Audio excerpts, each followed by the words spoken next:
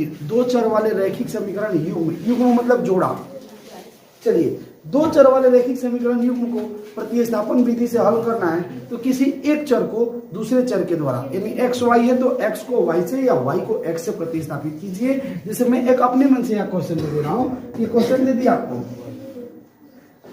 2x minus 5y is equal to 7, equation 1 है, और दूसरा इक्वेशन है 3x plus 2y is equal to 5, equation 2 है।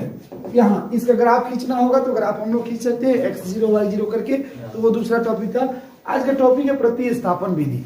प्रतिस्थापन विधि से इन दोनों समीकरणों को हल कीजिए और x y का मान ज्ञात कीजिए। तो चलिए, प्रतिस्थापन विधि में हम लोग करते क्या है, सबसे पहले एक चर को प्रतिस्थापित करते हैं, या तो x को हटा दीजिए या फिर y को हटा दीजिए। इसका प्रोसीजर देख लीजिएगा, एक क्वेश्चन बहुत अच्छे से समझिए, एक प्रश्नावली का टोटल क्वेश्चन कंप्लीट हो जाएगा। तो चलिए, इस क्वेश्चन को हम लोग बहुत अच्छे से देखते हैं। समीकरण 1 से चलिए या 2 से, ऑप्शन सुनना, जो मैं बता रहा हूं उसको बहुत अच्छे से सुनना, जो लिखूंगा वो तो देखना ही है, जो बताऊंगा उस पर ध्यान दीजिएगा तो हर एक क्वेश्चन बनेगा, और केवल बोर्ड पे आप ध्यान लगाइएगा तो एक क्वेश्चन बनेगा। तो जो मैं बोल रहा हूं उसको भी सुनेंगे आप लोग। प्रतिस्थापन विधि से कोई भी क्वेश्चन हल करना है तो समीकरण 1 को लेके चलिए या फिर समीकरण 2 को लेके चलिए, किसी एक को लेके चलिए जो आपकी इच्छा हो। मेरा इच्छा हो रहा है समीकरण 1 को लेके चलिए। समीकरण 1 से चलिए, किसी एक चर का मान ज्ञात कीजिए, या फिर x का मान ज्ञात कीजिए या फिर y का मान ज्ञात कीजिए। किसका मैं ज्ञात करूं? मैं x का ज्ञात करूंगा। इस बार मैं x का ज्ञात करूंगा। देखिए मैं कैसे ज्ञात करता हूं। समीकरण 1 से समीकरण 1 ढूंढिए तो कहां है समीकरण 1? यही ना है समीकरण 1। देखिए ये है समीकरण 1। समीकरण 1 में x का मान निकालना है तो y को उधर भेजना पड़ेगा। 2x बराबर 7, अब प्लस माइनस है तो उधर जाके प्लस होगा ना, तो क्या हो जाएगा 2x is equal to 7 plus 5y हो गया। अब यहां से हम लोग को x का मान ज्ञात करना है। x में कौन से अंक से गुणा है? 2 से गुणा है। अगर नहीं गुणा होता, सपोज कीजिए केवल x होता है, x इक्वल टू इतना होता है, लेकिन अभी गुणा है तो x is equal to 7 plus 5y, और बट्टा में पूरा क्या हो जाएगा 2। इसको आप इक्वेशन क्या बोल दीजिएगा 3। 1 2 बोला जा चुका है। देखिए 1 2 तो 3 की बारी आती है ना। इक्वेशन 3, x का मान मैंने ज्ञात कर लिया। कौन से समीकरण से चला हूं? 1 से चला हूं।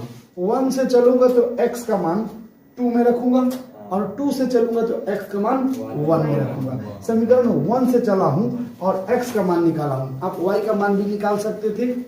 ऑप्शन सुनते रहिए क्या क्या है। x का मान मैंने निकाला, आप y का भी मान निकाल सकते थे, मर्जी आपकी थी। मर्जी मेरी है तो मर्जी मेरी, x का मान निकाला।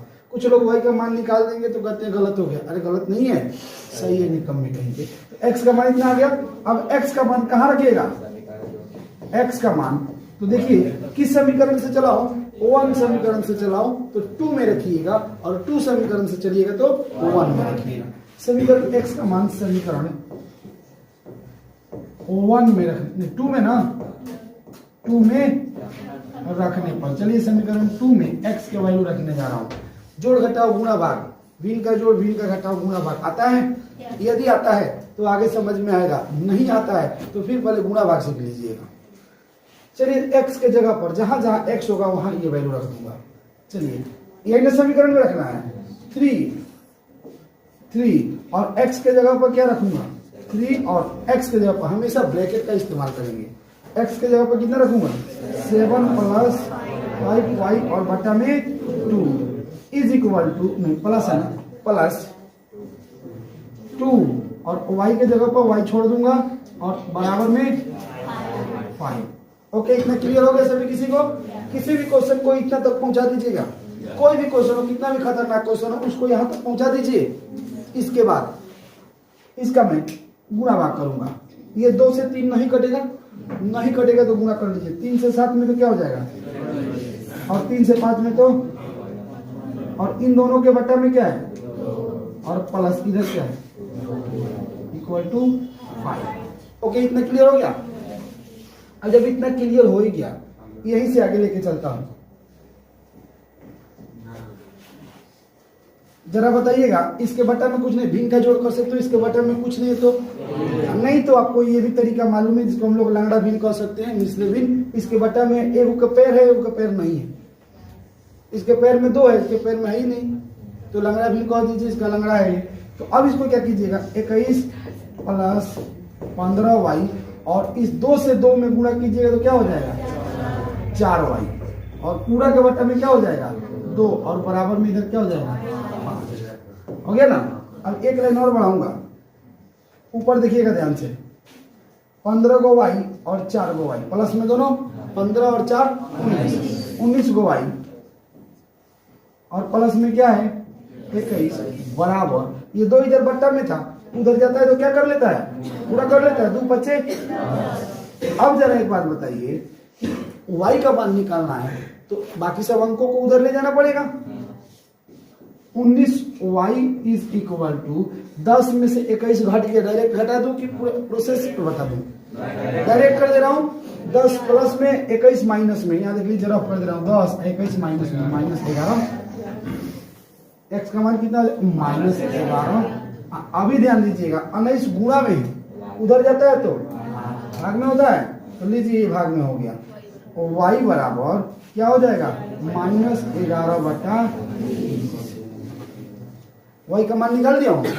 अब इस y का मान उठा के आपके पास कितना ऑप्शन है, -11 बटा 19, याद रखिएगा y का मान कितना है -11 बटा 19, ये याद रखिएगा। अभी थोड़ी देर तक ऊपर चलता हूं, इस y का मान उठा करके आप समीकरण 1 में रखिए, समीकरण 2 में रखिए, समीकरण 3 में, 3 ऑप्शन में कहीं भी रख दीजिए। तो मैं कोशिश करूंगा 3 में रखने, और उसके वजह से गुणा भाग आपको आता है तो बनेगा, नहीं आता है तो फिर नहीं बनेगा। तो y का मान कितना आया है -11 बटा 19। तो चलिए अब अगला प्रोसीजर क्या करना है, x का भी तो मान चाहिए।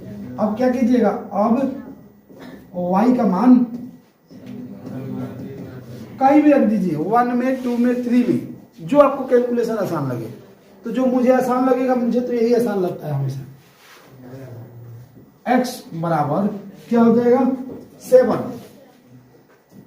ब्रैकेट का इस्तेमाल कीजिए, प्लस 5 इंटू y के जगह पर कितना -11 बटा 19, यहाँ भी लिखा हूं देख लीजिए, यहाँ -11 बटा 19। अब इसको हटा दे रहा हूं, -11 बटा 19 और बट्टा में कितना है 2।